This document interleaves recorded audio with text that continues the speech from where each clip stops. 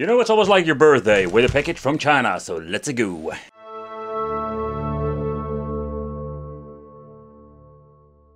Hey guys, welcome back to the channel. It's awesome that you're tuning in.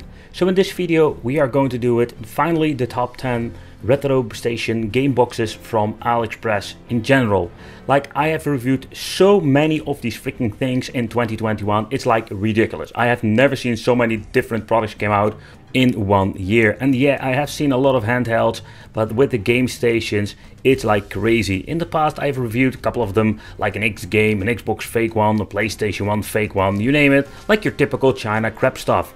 But they have basically like stepped up their game and they like doing something completely different. And I mean, they're using basically other kinds of software now, and that makes a difference. Of course we're going to get our famous Pandora's box in this top 10 and also some other weird things. And yeah, I must say that I was surprised to see how fast they're like shitting those things out, but also improving them. Because Super Console X is a quite interesting topic because they released like so many versions of them. And I must say they put in some extra effort in it, like making something unique. We have seen some PlayStation 2 fake ones from AliExpress, and for once we can use original controllers. Man, like mind freaking blowing what kind of weird stuff we did seen this year. But then overall, just like if you need to pick from a consumer perspective, there is absolutely no way to dig through this pile. And because there was a lot of shit going on there, like there was a lot of crap that they released and you don't want to have and waste your money on.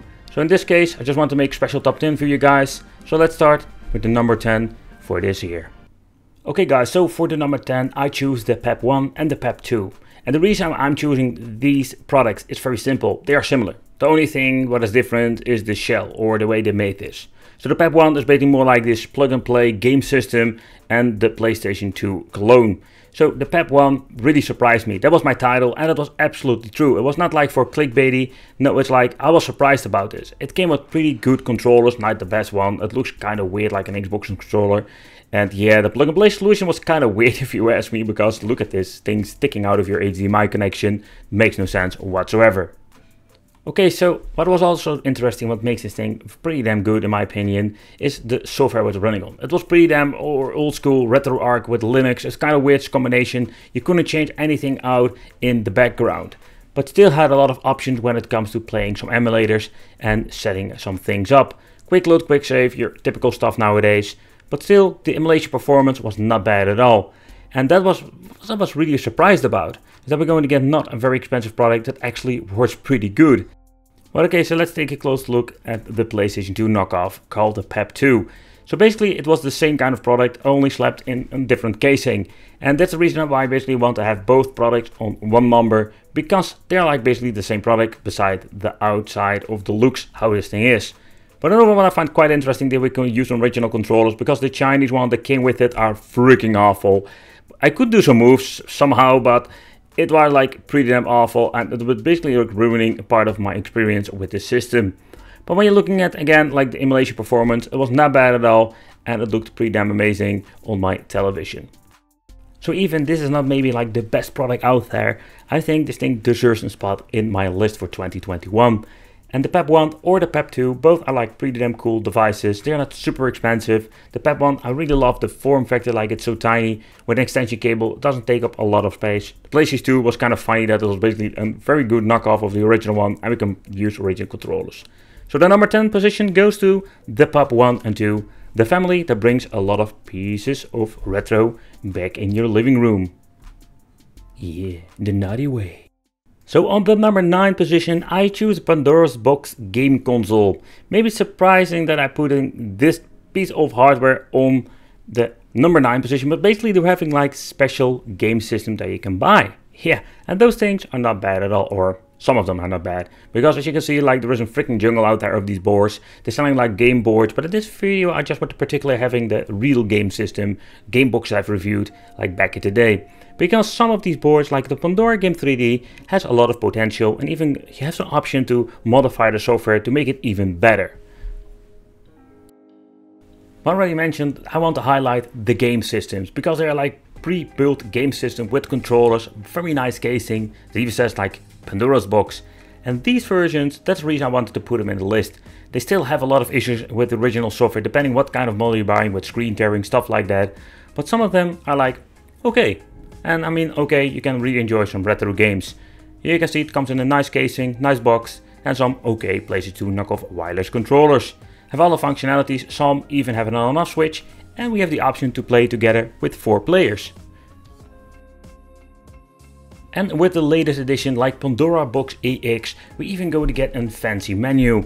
And with the fancy menu I mean like options to check out if you can change, let's say, controller configurations, and a very fancy thing is that we can even put the quality optimization off, and we have a search function, category system, so they try to improve the software itself, and I mean especially the menu. And when you're looking at the latest boxes, beside the Pandora Game 3, we're now going to get more options when it comes to installing or getting emulators. So it's very locked here and there. I just need to point that out, like you cannot really tinker with it. I think that is more of the convenient thing with the Pandora's box. The downside is, if it's crap, you just have crap and there is no way most of the time fixing it. So there are some downsides and some good sides to these things. But yeah, nowadays with the new Pandora EX and the Pandora Game 3, we have an option to play PlayStation Portable and 64, stuff like that. But take consideration, the higher end stuff will run pretty damn crappy because they're like cheap boxes and low powered. But despite the Pandora box has a lot of issues, it still deserves a spot in my top 10, simply because it's still a pretty cool piece of equipment that you can pick up and just play, you know, like it's a very simple piece of technology. They're like low power box, and the boxes, some of them are like dirty cheap nowadays, especially the older ones, old stock, you can get them dirty cheap. But if something is worth your money, that is something that you need to decide. In the end, it's flawed in many ways, but let's go on to the next number. Because like I'm always saying, Pandora's box nightmare will never end. And for the number 8, I choose the Super Console X first generation systems. Yeah, and again, it's more like putting different products in one part of the top 10. And the reason is very simple. They are basically like all the same. Yeah, they call them the S905W or H or X or whatever. But in the end, like when you're looking at the performance, you're going to get most of the time the same stuff, only in slightly different form factor or just a different name. And that's what we're going to get with this Super Console X stuff. And the reason I put them quite high on the list, because these things aren't perfect. Like basically they're running on very old chipsets, S905, quad cores, let's keep it simple. But when you're looking at these devices in general, like the performance was quite okay. It runs a lot of games, mainly when you're looking at the 8-bit, 16-bit stuff. PlayStation 1, we can play a lot of stuff on it. But when you're going to look into the higher setting, then we're going to get the issue that we basically cannot play everything. And that's what I think is a little bit of a bummer when it comes to the Super Console X first generation. But don't get me wrong, like these things are quite interesting. Another downside is this, these things were getting really hot. And they released some weird turbo edition with a gigantic aluminum fan on it. It's like makes no sense whatsoever. But yeah, it was a little bit cooler because they made some errors in the fan itself. But yeah, Super Console X, what is basically Super Console X if you don't know what it is actually? So this is just an emulac piece of software you can freely download and can basically put on an Android box yourself. The only thing they did is like putting it in a special casing and named it Super Console X. And don't forget, of course, the all famous wireless PlayStation 2 chemical controller. But these were not like the worst quality that you can get, because I have seen my share of shitty PlayStation 2 controllers. But this one doesn't feel bad. But depending on what kind of version you're buying, and I mean like the form factor and also the size of the SD card, like you could add a lot of stuff to it. And that also includes old school stuff like MSX2. And what I like about it, that it has so much potential even for an old school Android box. So they did reuse or recycle a lot of old crap nobody ever used. But up to PlayStation 1 we're having a very good performance. But especially when you're looking at the more demanding games, there we're going to get some issues. Think about N64, that's always like being a problem emulating on a cheap box like this. And yep, the Super Console X first generation had just a lot of issue with that, and also includes PlayStation Portable. There were some games that were playable, but still had a lot of glitches. But that's the things that we're going to get with cheap boxes. So because the market has been flooded with these Super Console X boxes, we have so many different versions to choose from. Some are like dirty cheap, some are a little bit more expensive, again, depending what kind of model you're buying. But that's the reason I just want to put it on this number, simply because it's not perfect. From far.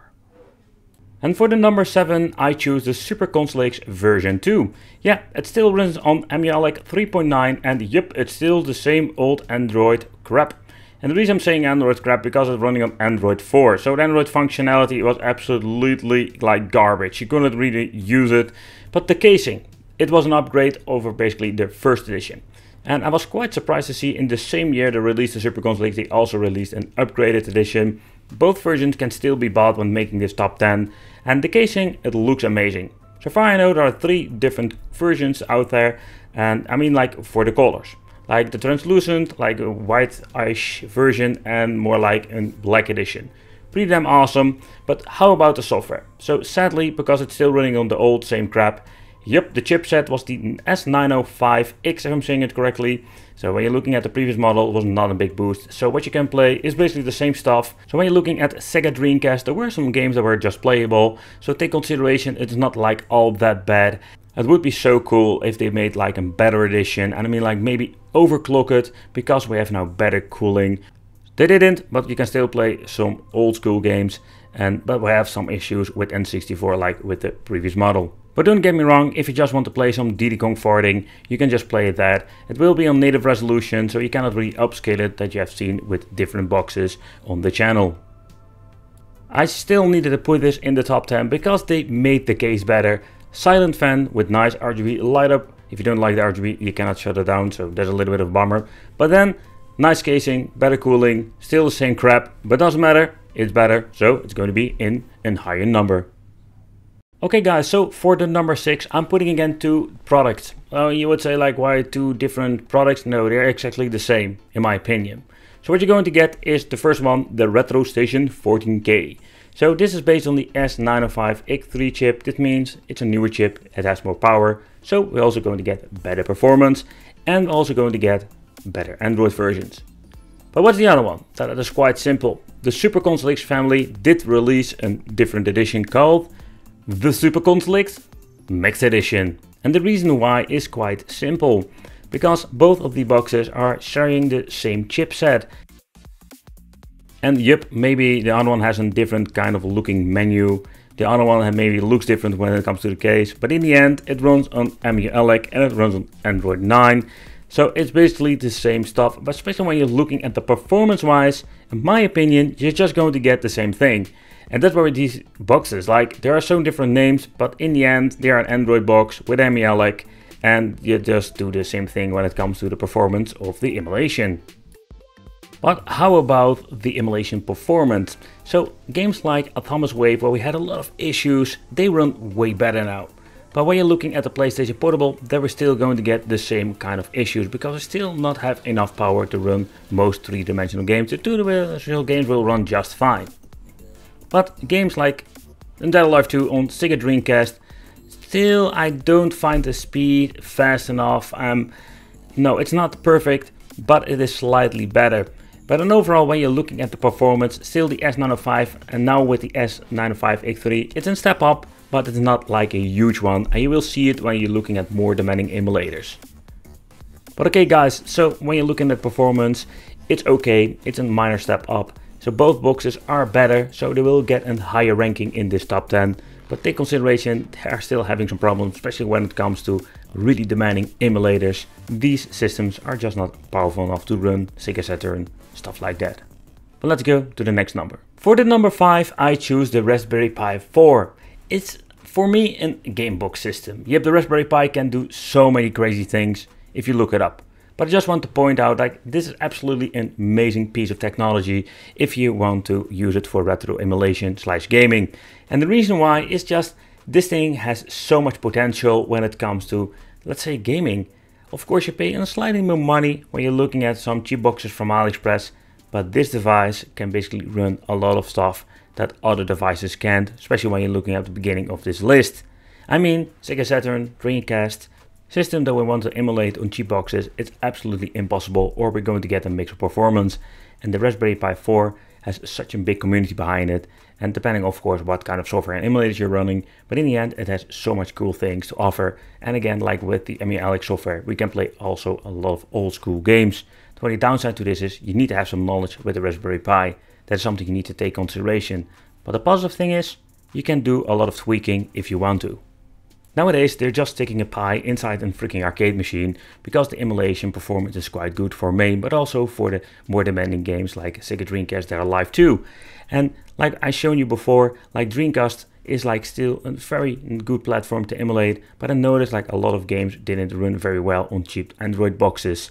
Depending of course what kind of emulator, because I think the Redream emulator has been ported to the Raspberry Pi 4 and get a really good performance on a single board like that. But overall, like Atomus Wave runs very good, and so many other systems do. So I was surprised to see that Raspberry Pi is so well supported by many emulators. The problems I have seen with the cheap boxes higher up in this list don't have the same issues with the Raspberry Pi 4.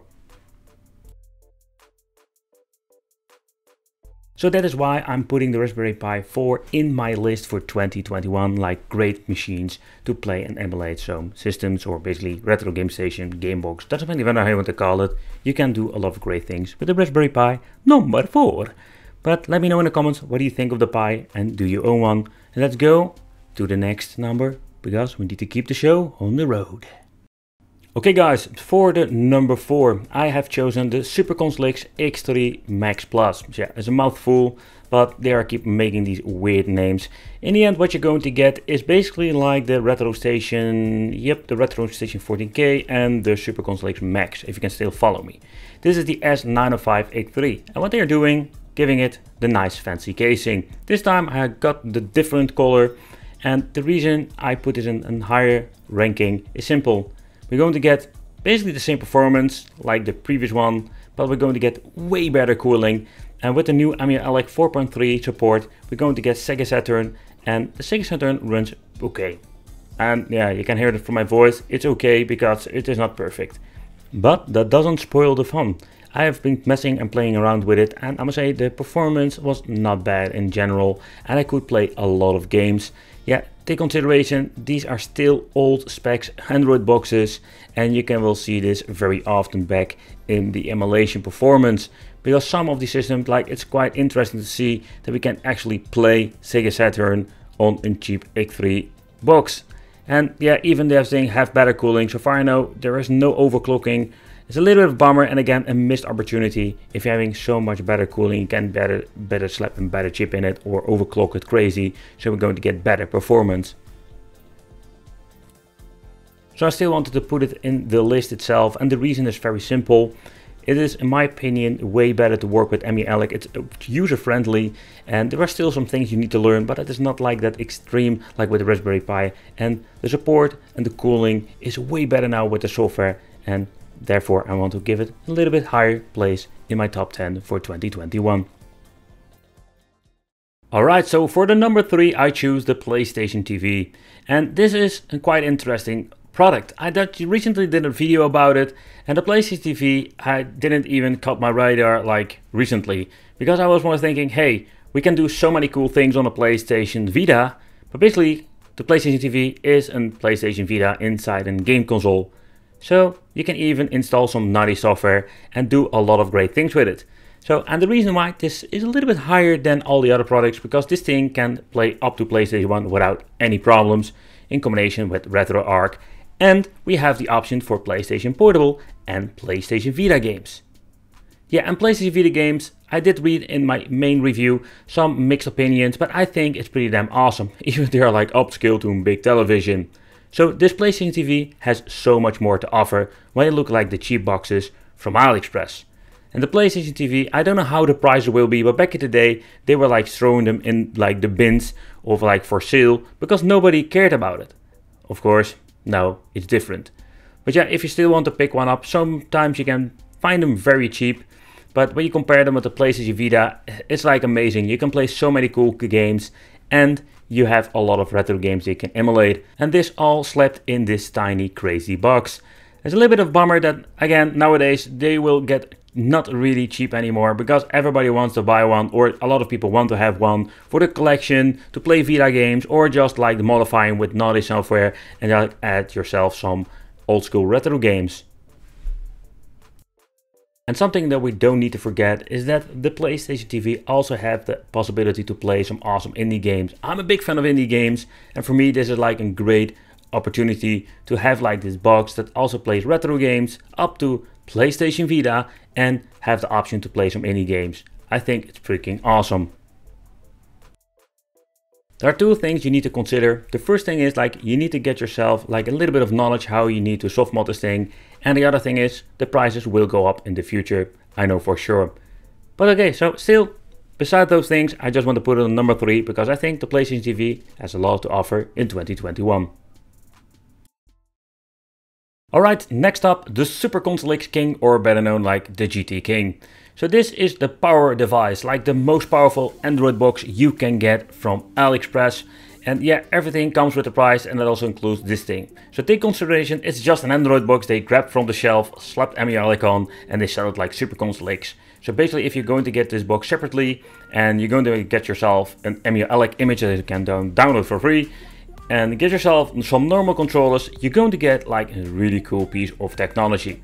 So the GT King, sadly, like after a year, it's still really powerful and nothing have beaten the king of AliExpress Android boxes. So let's take a close look at specs. Here you can see like this, the S922X. It's an hexa core, comes with a Mali G52 MP4. Nevertheless, this thing is quite powerful and has a lot to offer when it comes to emulation. So let's talk about that first. But okay, so what can this device play? It's very simple. So where we had like the cheap boxes, the S905s, the S905X3, we could play like 8-bit, 16-bit stuff. We can do the same thing with the King. To my opinion, you don't need to even buy the King for stuff like that. Particularly where it's going to be shining is where the other ones had problems. Wiper Pure, don't get me wrong, like in God of War will still not run perfectly because it's so heavy game to play on a freaking Android box. But Wiper Pure was a great example, was not even playable on most of these cheap boxes, but we can play them on the King. Another thing that runs pretty damn good is of course Dreamcast, and when you're going to combine it with Dream, we can have a lot of performance even on higher resolutions. So the GT King is the king of Android boxes from AliExpress, and when you're looking at the performance you can see that too. But one thing you need to take consideration when you're going to look into Yabasen Zero, that's a Sega Saturn emulator, it's going to get like a little bit struggling simply because this is such a demanding system, but still we're going to get better performance than all the other ones that we have seen before. But don't get me wrong, a lot of games are playable now and that we couldn't do with the previous boxes like the Super Console X Max Pro and stuff like that. We couldn't even play Sega Saturn decently, especially the three-dimensional games. When you're looking at the N64, it's always like a very hard platform to emulate on an Android box, but the King itself, I must say, I was surprised to see that the Cruising USA and a lot of games that had issues with this boxes, that it still runs decent enough to enjoy. I did notice some minor hiccups when later on in the game, but the general performance is quite good if you ask me. But I just need to put this device on the number 2 because it still comes with an okay price. It will have some pros and cons, but still I think it's the most powerful Android box you can buy from AliExpress, because if you're looking at an Nvidia Shield, it is almost twice the price. For the number 1 position, I choose not the Retro Station PC, but I just wanted to show you this. So they're selling the Retro Station PC, but also the Super Console X PC Lite Edition. It's basically like a mini PC that runs on Batocera. And for the people who have no idea what's going on here, like Batocera is more like a Linux operating system that does the same thing like MELEC. You can play retro games, but this device has more power than all the other ones we have seen before. Especially when you're looking at the emulation, then we're going to get some interesting things. So the Retro Station PC runs on the J4125, comes with 8GB memory, some have 4GB. That doesn't really matter. So the reason it doesn't matter is very simple. We're going to talk about this mini PC. Yeah, my friends, this mini PC is basically almost the same one that you're selling with the Super Console X or the Retro Station packs. Only this one costs around $125 up to $150. Don't pay me exactly on the price. This is what I paid for it. Maybe the price go up and down, you never know.